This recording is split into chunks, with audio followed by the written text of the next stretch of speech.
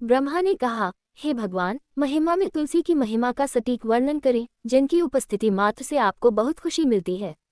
श्री भगवान ने कहा, आभूषण, स्वर्ण, पुष्प और मोती जब चढ़ाए जाते हैं तो तुलसी का पत्ता चढ़ाने से मिलने वाले पुण्य का 16वां हिस्सा भी नहीं मिलता। जो तुलसी के अंकुरों से मेरी पूजा करता है वह गर्भ में प्रवेश नहीं करता, नया जन्म लेता है, उसे मोक्ष की प्राप्ति होती है। तुलसी उगाकर उसके पत्तों से मेरी पूजा करनी चाहिए। वह स्वर्ग के साथ साथ श्वेत द्वीप में मेरे निवास में भी आनंद मनाएगा। यदि कोई व्यक्ति कम से कम एक बार तुलसी के शुद्ध, सुगंधित और अखंडित पत्तों से मेरी पूजा करता है तो यम उस व्यक्ति के पाप को मिटा देते हैं जिसे वह लिखा हुआ देखता है। यदि लोग मेरी पूजा के लिए तुलसी के पत्ते एकत्र नहीं करते हैं तो उनकी जवानी, जीवन, धन और संतान पर धिक्कार है।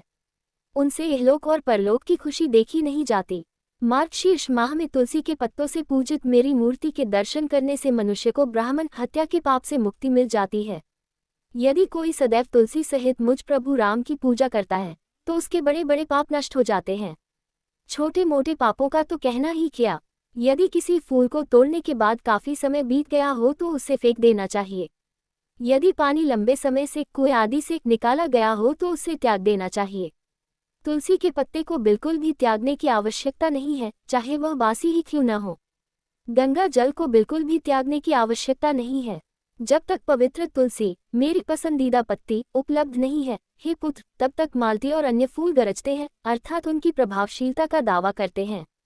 जो मनुष्य कम से कम एक बार बिल्वपत्र से मेरा पूजन करेगा वह कष्ट से मुक्त हो जाएगा। वह मेरे पास आएगा और मोक्ष प्राप्त करेगा। तुलसी का पत्ता, बिल्वपत्र, शमी पत्ता, जाति पत्ता, कमल और यहाँ तक कि कौस्तुभ रत्न से भी अधिक मुझे प्रिय है। बिना टूटे पत्तों वाला तुलसी के फूलों मंजरी का समूह मेरे हृदय को दूध के सागर से निकली इस पद्मा देवी लक्ष्मी के समान प्रिय है।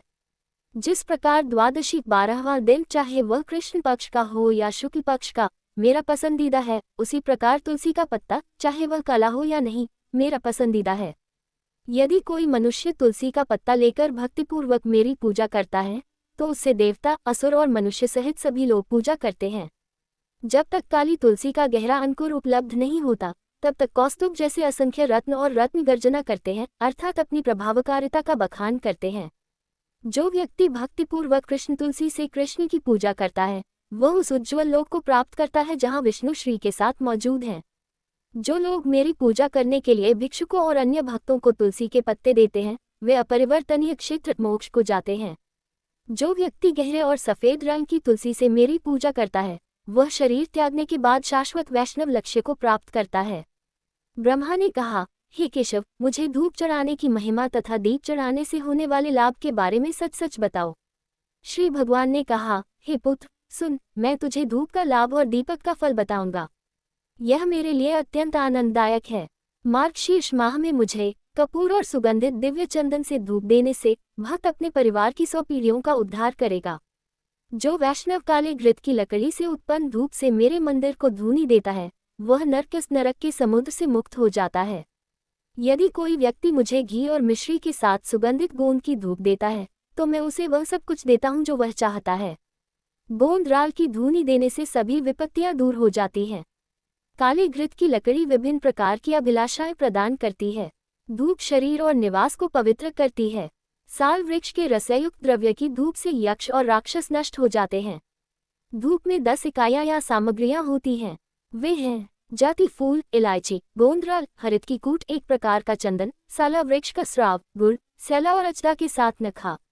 यदि कोई मुझे मार्गशीर्ष महीने में, जो मुझे अत्यंत प्रिय है, 10 सामग्रियों से युक्त धूप अर्पित करता है तो मैं उसे अत्यंत दुर्लभ वस्तुएं, शक्ति, पोषण, पुत्र, पत्नी और भक्ति भी प्रदान करता हूँ। गुण शुभता और दूसरों पर विजय पाने में सहायक होता है। जो मार्गशीर्ष मास में मेरे समक्ष इसे अर्पित करता है वह सभी पापों से मुक्त होकर मुझे प्राप्त होता है। जिसके अंग मुझे चढ़ाए हुए धूप के अवशेष से पोंछे जाते हैं उसे स्वर्ग, पृथ्वी या वायुमंडल से किसी प्रकार का भय नहीं रहता। यदि मार्गशीर्ष माह में मेरे सामने निरंतर बड़ी श्रद्धा से धूप अर्पित की जाए तो मनुष्य को कोई विपत्ति नहीं आती। उसके पास सभी प्रकार का धन होगा। धूप सुंदरता प्रदान करती है।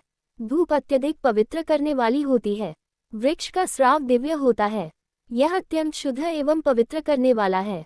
अब मैं दीप की उत्कृष्ट प्रभावकारिता का वर्णन करूंगा। यदि इन्हें अर्पित किया जाए तो मनुष्य निस्संदेह वैकुंठ को जाता है। जो बहुत सी बातियों का दीपक घी से भरकर विधिपूर्वक प्रज्वलित करता है, वह 1 करोड़ कल तक स्वर्ग में निवास करता है। जो मार्गशीर्ष महीने में मेरे सामने प्रकाश करेगा वह 7 जन्मों तक ब्राह्मण के रूप में जन्म लेगा और अंत में उच्चतम लोक को प्राप्त करेगा।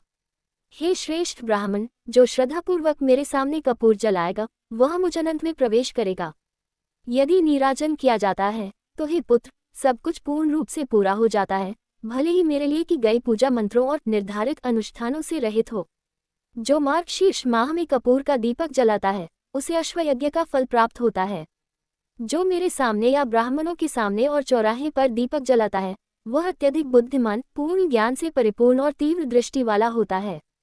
जो मनुष्य मार्गशीर्ष माह में मेरे सामने घी या तेल का दीपक जलाता है उसका पुण्य सुनो। वह अपने सभी पापों से छुटकारा पा लेता है। वह हजारों सूर्यों के समान देदीप्यमान हो जाता है। एक चमकदार हवाई विमान में वह मेरी दुनिया में जाएगा जहां उसका सम्मान किया जाएगा। अतः चतुर भक्त को हर प्रकार से दीपदान करना चाहिए। जो कोई इसे चढ़ाने के बाद बाहर रख देता है वह निश्चय ही नरक में गिरेगा। हे श्रेष्ठ ब्राह्मण, जो पापी लालच या घृणा के कारण दीपक को हटा देता है वह दीपक को हटा देने के कारण अंधा और गूंगा हो जाता है।